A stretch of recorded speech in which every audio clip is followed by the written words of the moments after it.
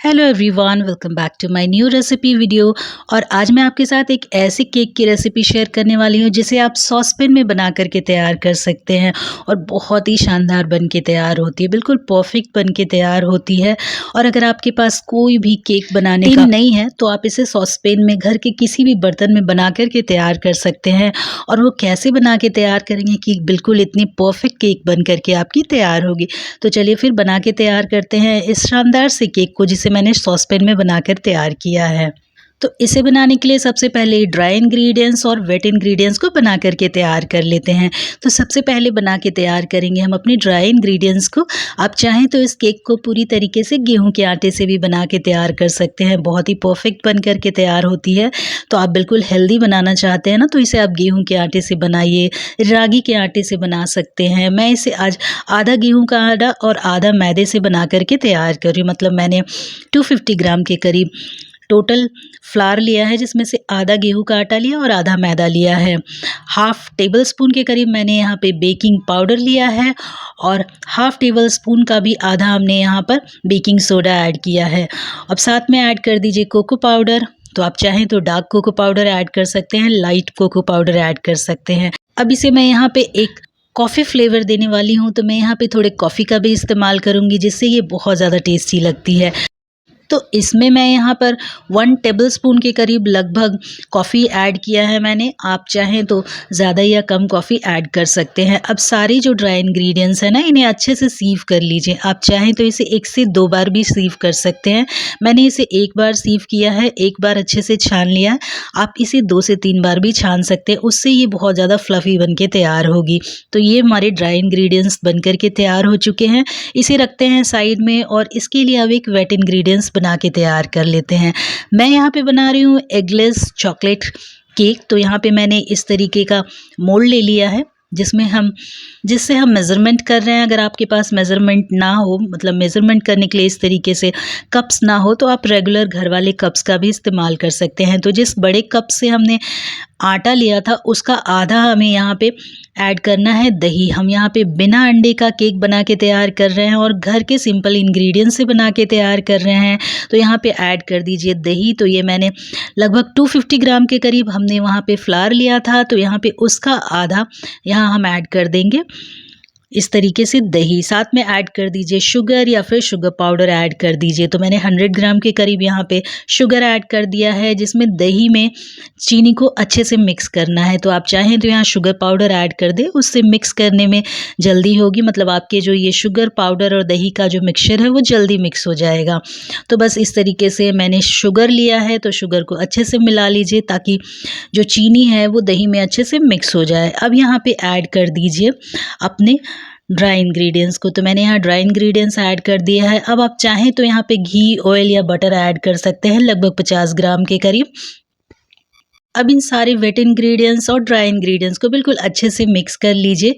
सारी चीज़ों को अच्छे से मिला लेना है, इसे बिल्कुल लम्स फ्री बना लेना है। तो बिल्कुल अच्छे से इन सारी चीज़ों को मिलाइए। अब इसे बिल्कुल इसकी कंसिस्टेंसी को करेक्ट करने के लिए, मतलब एक अच्छी कंसिस्टेंसी, केक वाली रिबन कंसिस्टेंसी के लिए आप यहाँ पे दूध या फिर पानी का इस्तेमाल कर सकते हैं।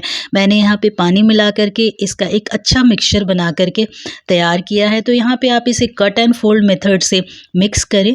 उससे क्या होता है ना कि हमारे जो केक का बैटर है वो बैठता नहीं है, वो बहुत ही अच्छे से फूलता है, राइज करता है। अब यहाँ पे अच्छे फ्लेवर के लिए मैंने वनीला एसेंस ऐड कर दिया है, लेकिन आप चाहें तो यहाँ पे चॉकलेट एसेंस का भी इस्तेमाल कर सकते हैं, वनीला एसेंस का इस्तेमाल कर सकते हैं, या हमने कॉफ़ी और कोको पाउडर ऐड किया है तो आप चाहें तो एसेंस को स्किप भी कर सकते हैं। अब इन सारे मिक्सचर को बिल्कुल कट एंड फोल्ड मेथड से अच्छे से 2 से 3 मिनट मिलाएं, उससे ज़्यादा ना मिलाएं। इसे बहुत ज़्यादा फेंटना नहीं है, कम फेंटना है।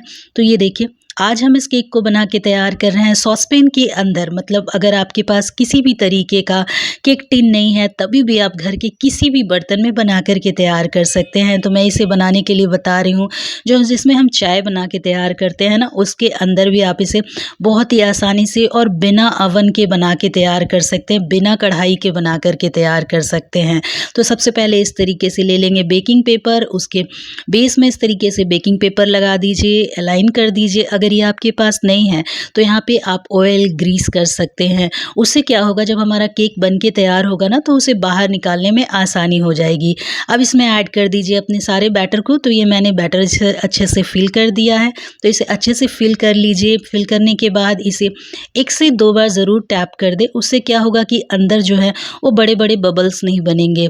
तो बस इस तरीके से इसे 1 से 2 बार टैप कर दें ताकि केक का जो बैटर है वो सारी जगह से बिल्कुल इवन हो जाए। इसे हम बिना कढ़ाई और बिना अवन के बना के तैयार कर रहे हैं।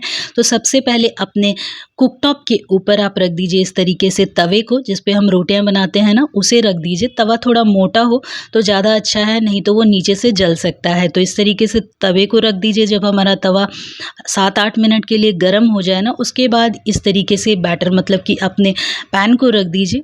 तो ये मैंने इस तरीके से सॉस पैन को रख दिया है और कुल मिलाकर इसे 30 मिनट के लिए अच्छे से हमें बेक करना है। पहले 10 मिनट इसे हाई फ्लेम पे बेक करें, उसके बाद इसे बिल्कुल लो फ्लेम पर 30 टू 35 मिनट्स के लिए बेक करना। और ये देखिए हमारी जो चॉकलेट केक है वो बिल्कुल अच्छे से राइज़ हो चुकी है, डबल साइज़ की हो गई है। इसे बिल्कुल अच्छे से ठंडा करना है हमें। जब ये बिल्कुल अच्छे से ठंडा हो जाए उसके बाद इसे डीमोल्ड करें। तो ये देखिए हमारा केक जो है वो बिल्कुल अच्छे से ठंडा हो चुका है, बिल्कुल फूला हुआ है, कहीं से भी श्रिंक नहीं किया है, कहीं से भी दबा नहीं है। तो इस तरीके से आप घर की किसी भी बर्तन में केक बहुत ही आसानी से बना कर के तैयार कर सकते हैं। अब चलिए इसे हम डीमोल्ड करते हैं। तो डीमोल्ड करने के लिए आप इसके नाइफ से आप इसके साइड्स को इस तरीके से स्क्रैप कर लें, या फिर इस तरीके से स्पैचुला की हेल्प से आप इसे चारों तरफ से अच्छे से स्क्रैप कर लें ताकि ये साइड्स को छोड़ दे। अब ले लेंगे कोई भी एक प्लेट, उसके ऊपर इसे इस तरीके से पलट लेंगे और ऊपर से टैप करेंगे ना तो ये बहुत ही आसानी से निकल जाएगी, क्योंकि हमने इसके बेस में इस तरीके से बेकिंग पेपर लगा दिया था। तो ये देखिए बिल्कुल साफ़ है, बिल्कुल चिपकी नहीं है कहीं से भी हमारी केक। बिल्कुल परफेक्ट केक बन के तैयार हुई है, टूटी नहीं है, क्रम्स नहीं है इसके, और ये बिल्कुल परफेक्ट चॉकलेट केक बन कर के तैयार हुई है। चलिए इसके पेपर को रिमूव कर लेते हैं। तो बस इसके पेपर को इस तरीके से रिमूव कर लीजिए। तो इस तरीके से अगर आपके पास घर पे कोई भी केक का मोल्ड, केक का बर्तन ना हो, तभी भी आप घर के किसी भी बर्तन में बिल्कुल परफेक्ट केक बना कर के तैयार कर सकते हैं। तो ये देखिए हमारा बिल्कुल market style perfect cake sponge बन कर के तैयार हो चुका है। अब आप इसे चॉकलेट से या फिर क्रीम से आप इसे अच्छे से लेयरिंग कर सकते हैं और एक बर्थडे केक घर पे बहुत ही आसानी से बना कर के तैयार कर सकते हैं।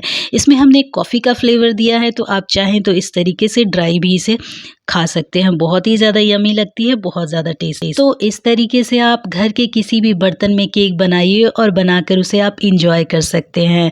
आई होप आपको केक की ये रेसिपी अच्छी लगी हो तो लाइक, शेयर एंड सब्सक्राइब करना बिल्कुल ना भूलें।